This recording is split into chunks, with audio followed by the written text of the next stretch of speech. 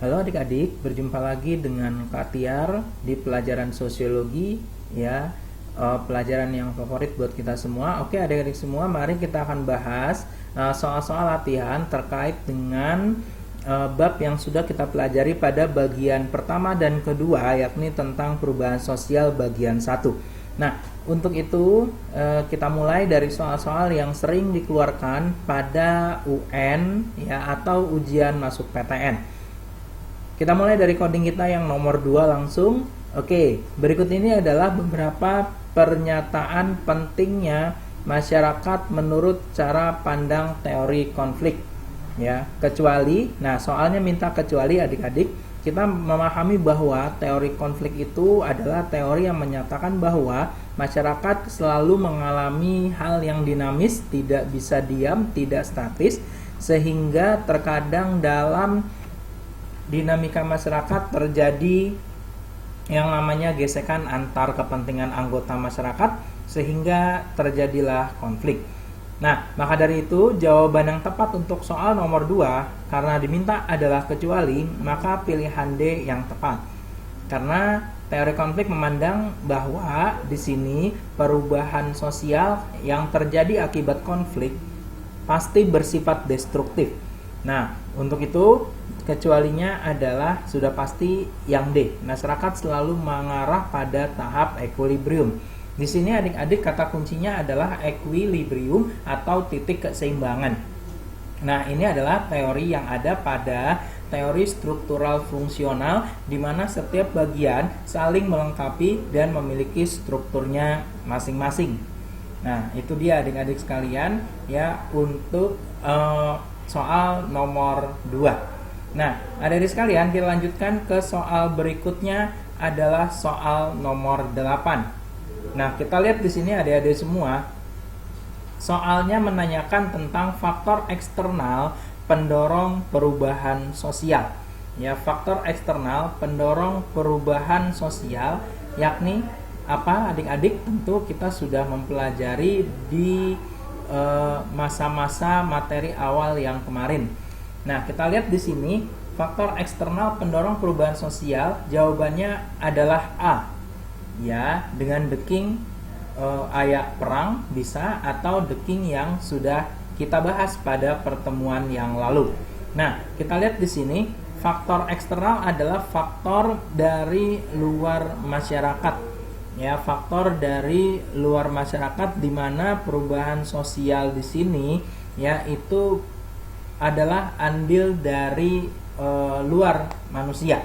Kita lihat yang pertama adalah alam.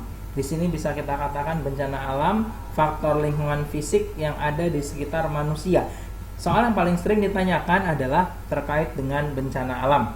Yang kedua adalah pengaruh budaya masyarakat lain yang sudah pernah kita bahas pada pertemuan sebelumnya atau pada bagian sebelumnya dari bab ini bahwa ya kebudayaan masyarakat lain diberi nama adalah difusi. Difusi adalah ya faktor-faktor ya atau hal-hal yang memang terjadi dibawa dari luar masyarakat masuk ke dalam lingkungan masyarakat yang ada di dalam itu. Nah, itulah pengaruh budaya masyarakat lain atau difusi. Lalu peperangan juga itu melibatkan masyarakat lain adik-adik sekalian, sehingga peperangan tentu saja menjadi faktor eksternal terjadinya perubahan sosial. Nah, untuk yang berikutnya, pilihan penemuan baru itu tidak termasuk pada faktor eksternal pendorong perubahan sosial karena itu sudah pasti adalah faktor internal perubahan sosial, di mana dalam penemuan baru ada 3 proses di sana: discovery, invention, dan inovasi. Ya, tentu adik-adik masih ingat kita bahas pada subbab sebelumnya. Oke, untuk soal masuk PTN yang penting adalah 2 soal ini adik-adik sekalian. Nah, untuk yang persiapan ujian, mari kita lihat nomor 5. Ya, mari kita lihat nomor 5. Oke, adik-adik semua, penemuan unsur kebudayaan baru, baik itu berwujud materi, ide, maupun aktivitas. Itu adalah definisi dari apa? Nah, kita lihat soalnya. Penemuan lampu pijar oleh Thomas Alva Edison termasuk sebagai pilihan A, B, C, D, atau E. Kita lihat di sini adik-adik semua, karena penemuan lampu pijar oleh Thomas Alva Edison bagian dari penemuan unsur kebudayaan baru, maka di sini sudah jelas jawabannya adalah discovery. Kenapa? Adik-adik semua, kita memahami discovery itu adalah penemuan baru yang memang belum digunakan secara massal oleh masyarakat. Artinya penemuan baru ini benar-benar hanya dia yang baru pertama kali menemukan. Oke, itu adalah discovery. Oke, adik-adik semua. Nah, berikutnya adalah kita lihat kembali ya untuk berikutnya. Nomor 8. Pada saat Orde Baru, setiap siswa dari SD sampai perguruan tinggi itu diharuskan melaksanakan penataran dalam bentuk indoktrinasi nilai-nilai Pancasila, adik-adik semua. Nah, indoktrinasi ini termasuk penyebaran kebudayaan yang seperti apa? Nah, kita punya jawaban di sini adalah B, adik-adik. Kita lihat juga konteksnya pada masa Orde Baru itu ada kegiatan P4 ya, pedoman penghayatan dan pengamalan Pancasila itu tanda kutip diwajibkan ya dipelajari oleh siswa atau calon mahasiswa sebagai cara untuk menjaga kemurnian nilai-nilai Pancasila. Maka dari itu adik-adik sudah jelas bahwa dalam hal ini konteks soal nomor 8, maka Presiden Soeharto menggunakan difusi atau pacific violence, pilihan yang B. Nah, adik-adik semua, terkait dengan yang nomor 9, masuknya ajaran Islam ke Indonesia di sini berlangsung melalui media, hiburan rakyat, amalgamasi, dan pendidikan agama. Penetrasi budaya dengan cara seperti itu dapat kita katakan atau dinamakan sebagai apa, adik-adik? Nah, di sini tentu kita sudah membahasnya juga pada pertemuan yang lalu bahwa ya masuknya ajaran Islam. Artinya ajaran Islam dan ajaran agama lain itu tidak mungkin dengan menggunakan paksaan. Berarti jawaban yang tepat adalah yang A, difusi pasifik. Oke, ini dia adik-adik, jawabannya adalah A. Oke, nomor 11 kita lihat di sini. Proses sosial budaya yang dipengaruhi unsur-unsur kebudayaan asing yang sedemikian berbeda sifatnya sehingga unsur-unsur kebudayaan asing tadi lambat laun diakomodasikan. Artinya masyarakat penerima mau menerima budaya itu tanpa kehilangan budaya dari yang mereka miliki sebelumnya. Kalau budaya tersebut bergabung tanpa menghilangkan ya kebudayaan aslinya, dua ciri budaya masih ada, itu kita beri nama akulturasi ya, perpaduan dua budaya tanpa menghilangkan unsur budaya dari masing-masing pihak yang bergabung, adik-adik sekalian. Oke ya, lalu kita lihat nomor 13. Oke, berikut ini adalah faktor internal pendorong perubahan sosial. Adik-adik, ayo mari kita simak lagi yang sudah Kak Tiar sampaikan dan kita bahas bersama bahwa the king faktor internal perubahan sosial adalah Lucy duduk baru konflik, di mana Lucy-nya adalah revolusi, duduknya adalah dinamika penduduk, barunya adalah penemuan baru, konfliknya adalah konflik internal di masyarakat.